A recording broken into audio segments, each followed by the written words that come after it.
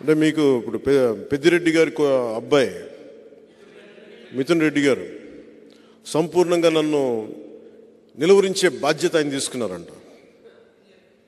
అంటే ఇది ఎందుకు చెప్తున్నానంటే,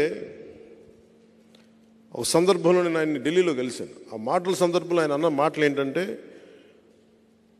వాళ్ళ నియోజకవర్గం చిత్తూరులోని వాళ్ళ పీలేరు నియోజకవర్గంలో మేము ఎన్ని కష్టాలు పడైనా సరే, ఎంతమంది ఎదిరించైనా సరే మేము బయట వాళ్ళు మేమే కాపాడుకుంటాం ఆ నియోజకవర్గాన్ని అని చెప్పారు. ఇంకెవరిని రానివ్వరండి.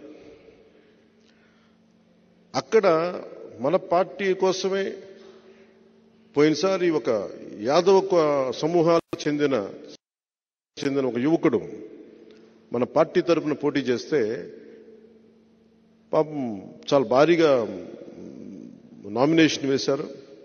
కానీ ఎలక్షన్లో ఓడిపోయారు. మీ ఓట్లు బాగానే వచ్చినాయి. కానీ మొన్న ఈ మధ్యన ఆయన మన పార్టీ నుంచి వెళ్ళిపోయారు వచ్చిన ఎలక్షన్లు అయిపోయిన తర్వాత. కానీ సొంతంగా పార్టీ పెట్టి ఆయన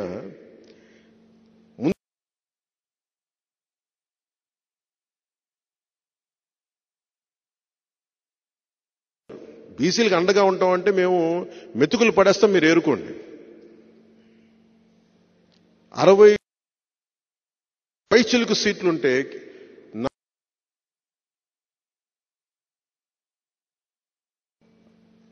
వీళ్ళు కూర్చోబెట్టి బీసీ అండగా ఉంటామని చెప్తారు. వీళ్ళు క్లాస్ వారి గురించి మాట్లాడతారు. నాకు జగన్ రెడ్డి గారి మీద కానీ మిథున్ రెడ్డి గారి మీద నాకు వ్యక్తిగతంగా నాకు కోపాలు లేవు వీళ్ళ మీద. ఇంకెవరు రాజకీయాల్లోకి రాకూడదు. నేను ఉన్నది దశాబ్దం నుంచి నేను పోరాడుతూ ఉన్నాను. 4 దశాబ్దాలు ఉన్న తెలుగుదేశం పార్టీకి కూడా నేను అండగా ఉన్నాను. అలాంటిది నన్ను ప్రజాస్వామ్యంలోకి నేను ఒక ఎమ్మెల్యే అయితే రాష్ట్రానికి మేలు తప్ప అది ఎవరికి హాని కాదు. రాష్ట్రంలో నాలాంటి గొంతుకులు ఉండకూడదు. నా కోసం 100 కోట్లు 150 కోట్లు ఓటుకి ₹1,00,000 ఇచ్చుకునేయమని, కుటుంబానికి ₹1,00,000 ఇచ్చుకునేయమని స్థాయిలో మాట్లాడుతూ ఉన్నారు. అంత డబ్బు ఉంది వాళ్ళ దగ్గర. ఎక్కడి నుంచి వచ్చింది ఆ డబ్బు? మద్యపానాన్ని నిషేధిస్తామని చెప్పి ఒక సీఎం సారా వ్యాపారి స్థాయికి వెళ్ళిపోయాడు.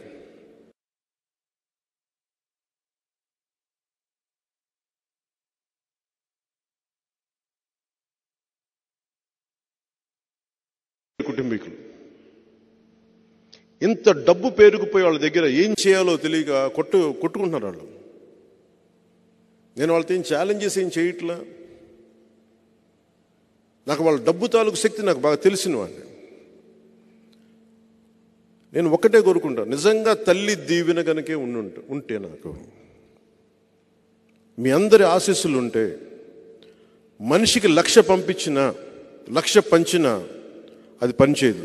జనసేన గెలుస్తుంది, పవన్ కళ్యాణ్ గెలుస్తుంది.